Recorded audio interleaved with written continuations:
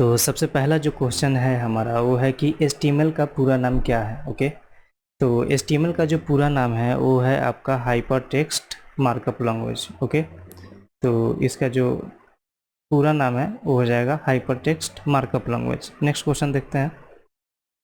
तो जो next question है हमारा ये है कि HTML में टेक्स्ट को बोल्ड करने के लिए निम्नलिखित में से किस टैग का प्रयोग किया जाता है। ओके, तो सपोज करो आपने कोई पैराग्राफ लिखा है HTML में, मैं यहाँ पे लिख देता हूँ।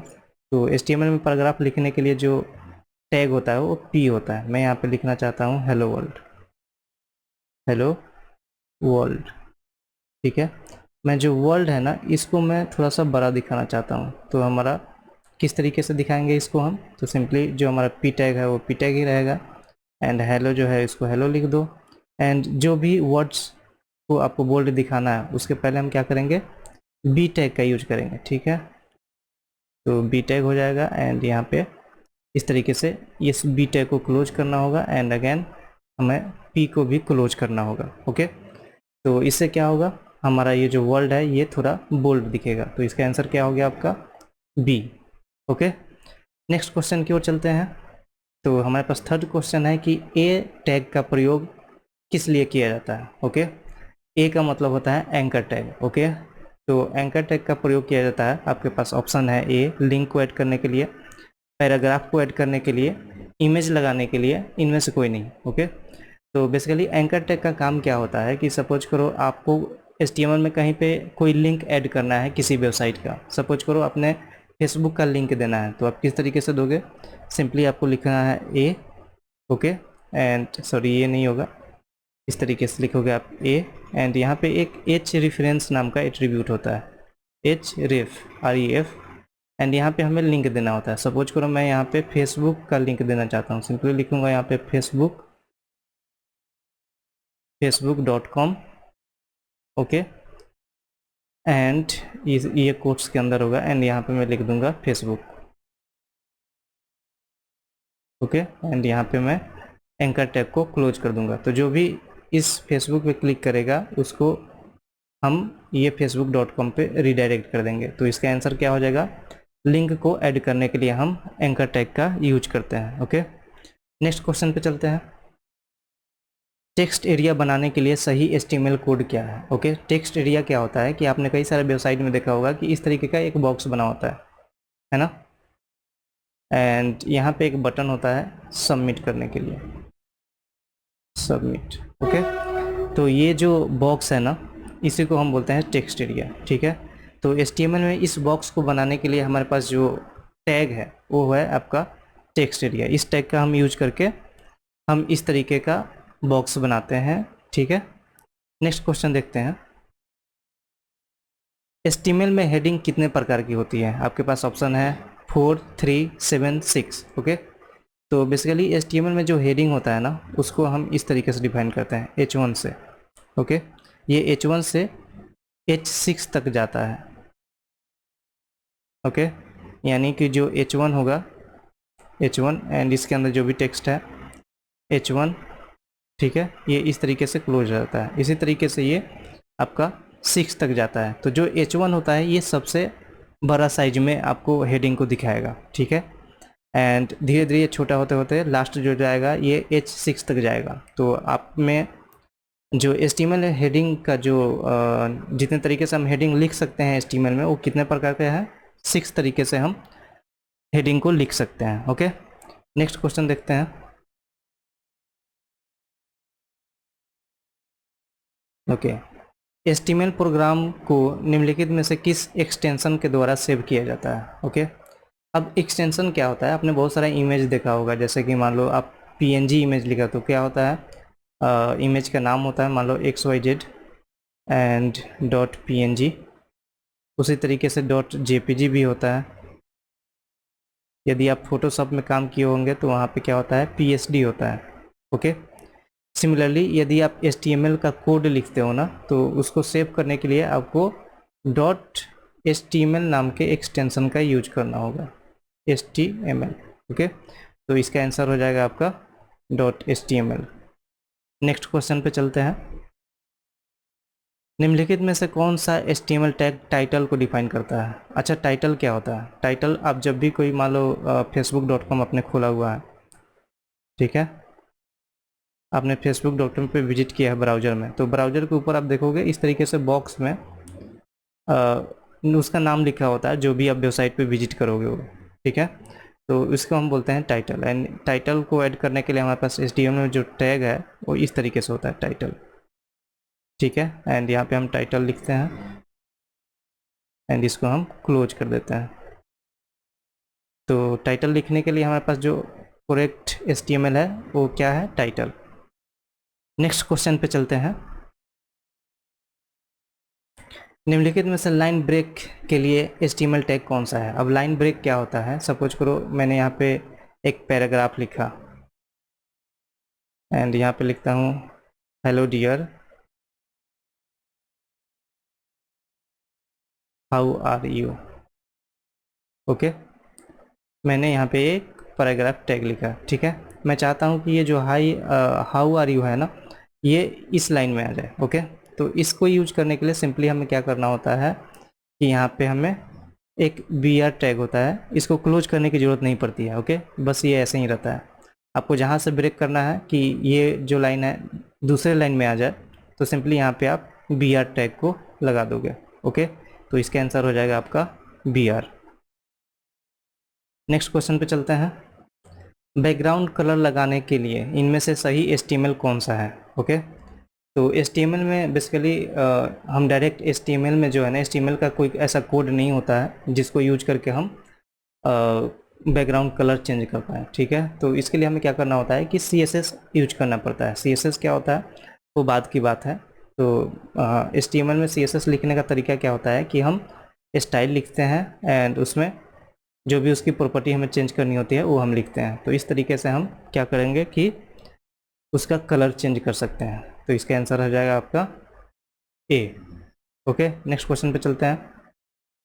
इम्पोर्टेंट टेक्स्ट के लिए इनमें से सही HTML टैग कौन सा है? ओके। तो इम्पोर्टेंट टेक्स्ट को दिखाने के लिए हम स्ट्रॉन्ग टैग का यूज करते हैं। सिंपली वही है, पैराग्राफ होगा यहाँ पे एंड पैराग्राफ के अंदर यदि आपको मान लो वर्ल्ड जो है उसको इम्पोर्टेंट दिखाना है तो सिंपली यहाँ पे लिखोगे स्ट्रॉन्ग, ठीक है, एंड वर्ल्ड एंड अगेन ये आपका जो है स्ट्रॉन्ग जो है ये क्लोज हो जाएगा एंड ये आपका भी पीटेक जो है क्लोज हो जाएगा, ओके। तो इसका आंसर हो जाएगा स्ट्रॉन्ग। नेक्स्ट क्वेश्चन पे चलते हैं। नंबर लिस्ट के लिए निम्न में से किसका प्रयोग किया जाएगा? Number list, okay. तो नंबर लिस्ट कहने का मतलब ये है कि सपोज करो जैसे कि आप PPT वगैरह में लिखते हो, तो कभी लिखते हो तो इस तरीके से बुलेट बन के आता है, कभी आप लिखते हो तो नंबरिंग करके आता है। इस तरीके से चीज़ें हम HTML में भी कर सकते हैं, ओके। तो इसका आंसर क्या हो जाएगा आपका OL टैग, ठीक है। OL का मतलब होता है ऑर्डर लिस्ट, ओके। तो इसमें यदि आपको नंबरिंग के थ्रू लिखना है तो किस तरीके से लिखेंगे? सिंपली आपको लिखना होगा OL टैग एंड इसमें एक एट्रीब्यूट होता है आपका टाइप नाम का, ठीक है। टाइप में आप जिस तरीके का वैल्यू दोगे उस तरीके से आपका नंबरिंग आएगा। सपोज मैंने यहाँ पे 1 लिख दिया, ठीक है। तो जो नंबरिंग अच्छा देखो, इसके बाद में हम LI टैग लिखते हैं, LI एंड इसके अंदर जो भी कुछ हमें लिखना होता है उसको हम इस तरीके से लिखते हैं। LI हमने लिखा, बंद कर दिया, फिर दूसरा भी कुछ और चाहिए तो इस तरीके से हम इसको लिखते जाते हैं, ठीक है। एंड यहाँ पे हमारा OL बंद हो जाता है। तो यदि टाइप 1 है तो आपका आउटपुट हो जाएगा X जो है 1 नंबर पे आ जाएगा आपका X, 2 नंबर पे आ जाएगा आपका Y। यदि आपने टाइप यहाँ पे A दिया है तो जो नंबरिंग हो जाएगी ये आ जाएगी आपकी A B। यदि आपने स्मॉल में A दिया है तो यहाँ पे आपका नंबरिंग हो जाएगा A B, ओके। तो इसका आंसर हो जाएगा आपका C। नेक्स्ट क्वेश्चन पे चलते हैं। डॉक टाइप क्या है? अच्छा जी, डॉक टाइप क्या होता है कि जो HTML है ना उसके 2-3 वर्जन आ चुके हैं। तो जो HTML में डॉक टाइप, सपोज करो आपने HTML का कोड लिखा है, ठीक है, एंड उसके ऊपर जस्ट आपने डॉक टाइप इस तरीके से लिख दिया, डॉक टाइप, ठीक है। तो जैसे ही ये ब्राउज़र में रन होता है, यदि ब्राउज़र इसको पढ़ता है कि यहाँ पे डॉक टाइप लिखा हुआ है, तो वो समझ जाता है कि ये HTML5 में ये कोडिंग की गई है। ओके, HTML5 क्या है? नया वर्जन है HTML का। तो डॉक टाइप क्या करता है? आपको HTML को दिखाता है। तो इसका आंसर क्या हो जाएगा? ए। ओके, HTML को दिखाता है। नेक्स्ट क्वेश्चन, HTML में कमेंट शुरू होता है तथा खत्म होता है, ये सत्य है कि असत्य है? तो बेसिकली कमेंट का मतलब क्या होता है कि आपने ये कोड लिखा है, ठीक है, आप चाहते हो कि यहाँ तक मेरा कोड चले एंड इसके बाद मेरा कोड लिखा रहे इसी में, बट ये रन ना हो, ठीक है। तो इसके लिए हम क्या करते हैं, इस कोड से पहले इस तरीके से ऐसे कर देते हैं एंड जहाँ पे बंद होना होता है इस तरीके से हम करके, तो ये क्या होता है कि ये हमारा कोड जो है कमेंट हो जाता है। अब ये क्या होगा कि कोड हमारा रहेगा बट ये कोड रन नहीं होगा, तो ये क्या हो जाएगा आपका इसका आंसर? सत्य। नेक्स्ट क्वेश्चन पे चलते हैं।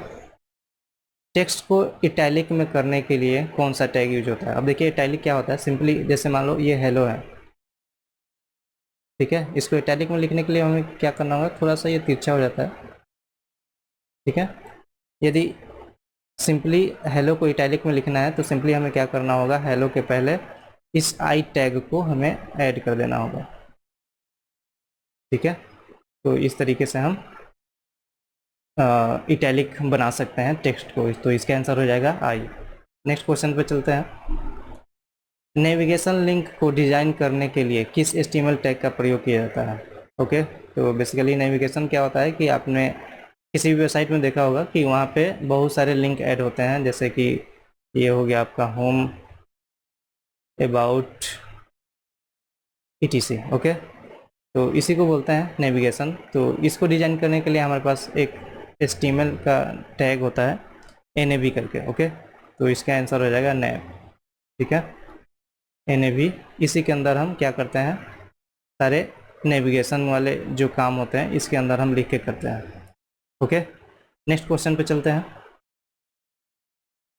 किस लिंक को ब्राउज़र के नए टैब में ओपन करने के लिए प्रयोग किया जाता है? ठीक है, यानी कि सपोज करो आपको पता है कि जो एंकर टैग है इसका इस्तेमाल होता है किसी लिंक को ऐड करने के लिए, ठीक है, एंड इसी में एक नया एट्रीब्यूट ऐड हो जाता है टारगेट। टारगेट क्या डिफाइन करता है कि आपका जो आप क्लिक करोगे लिंक पे, उसका जो वेबसाइट पे रिडायरेक्ट हो रहा है वो कहाँ पे खुलेगा, ठीक है। तो आपने देखा होगा कि जैसे भी ब्राउज़र में आपने देखा होगा कि क्लिक करने पे ये दूसरे टैब में ओपन हो जाता है, ये दूसरे टैब में ओपन हो गया। तो दूसरे टैब में ओपन करने के लिए हमें क्या करना होता है, जो टारगेट है ना इसको हमें ब्लैंक सेट करना होता है। तो इसका आंसर हो जाएगा आपका बी, टारगेट ब्लैंक। अगर इस पर आप क्लिक करोगे तो ये एक दूसरे विंडो में दूसरे टैब में ओपन हो जाएगा। ओके, नेक्स्ट क्वेश्चन पे चलते हैं। इंड टैग को इंडिकेट करने के लिए कौन सा कैरेक्टर यूज होता है? अब इंड टैग को इंडिकेट कैसे करते हैं हम, सपोज करो यहाँ पे एक H1 टैग है, यहाँ पे HTML टैग है। ओके, HTML ये हो गया ओपनिंग टैग, एंड इसको क्लोज करने के लिए हमें क्या करना होता है, इस तरीके से, एंड सिंपली यहाँ पे हम HTML टैग को इस्तेमाल करते हैं, ठीक है। तो ये वाला जो आंसर हो जाएगा ये आपका आंसर हो जाएगा, ठीक है। तो यहाँ पे मैंने रॉन्ग लिख रखा है, तो यहाँ पे इस तरीके से क्लोज होता है। ओके, आप ये करेक्ट कर लेना, ठीक है। तो इसका आंसर हो जाएगा बी, यहाँ पे आप देख सकते हो। नेक्स्ट क्वेश्चन पे चलते हैं। HTML एलिमेंट के लिए सबसे बड़ी हेडिंग कौन सी होती है? मैंने आपको पहले भी बता रखा है कि जो हेडिंग होती है वो H1 से स्टार्ट होता है एंड H6 तक जाता है। तो सबसे बड़ा हेडिंग कौन सा हो जाएगा आपका? आपका सबसे बड़ा हेडिंग हो जाएगा H1। तो यहाँ पे आपका आंसर हो जाएगा H1। ओके, नेक्स्ट क्वेश्चन पे चलते हैं। ओके, तो वेब स्टैंडर्ड कौन बनाता है? तो बेसिकली www. वर्ल्ड वेब ये एक कंसोर्टियम है, एक संगठन है जो वेब से रिलेटेड, यानी कि जो हमारा ब्राउज़र या फिर वेब लैंग्वेजेस हैं उनसे रिलेटेड ये एक संगठन है जो काफ़ी सारे रूल रेगुलेशन को बनाती है। तो इसका आंसर हो जाएगा आपका C world wide web. Okay, 20 number question पे आते हैं। डॉक्यूमेंट के हेडर को स्पेसिफाई करने के लिए किस HTML एलिमेंट का प्रयोग किया जाता है? ओके, तो इसका आंसर हो जाएगा बेसिकली जो हेडर देना होता है ना, तो जैसे कि मान लो यहाँ पे हेडर लिखना है, तो सिंपली हम इस तरीके से बनाते हैं हेडर एंड इसके अंदर मैं हेडिंग दे सकता हूँ कुछ भी, मान लो H1 दे दिया यहाँ पे, एंड यहाँ पे मैं लिख देता हूँ hi how are you. Okay, यहाँ पे मैं H1 को क्लोज कर देता हूँ, ठीक है, एंड ये जो है हमारा हेडर यहाँ पे क्लोज हो जाएगा, ठीक है। तो बेसिकली इसका आंसर हो जाएगा ए, हेडर को स्पेसिफाई करने के लिए हम कौन सा टैग यूज़ करते हैं? हेडर टैग को। ओके, सो इस वीडियो में इतना ही। मैं और भी वीडियो इसी तरीके से लाते रहूँगा, एंड ऐसे ही वीडियोज़ के लिए मेरे चैनल को सब्सक्राइब कीजिए। मिलते हैं नेक्स्ट वीडियो में। Thanks for watching.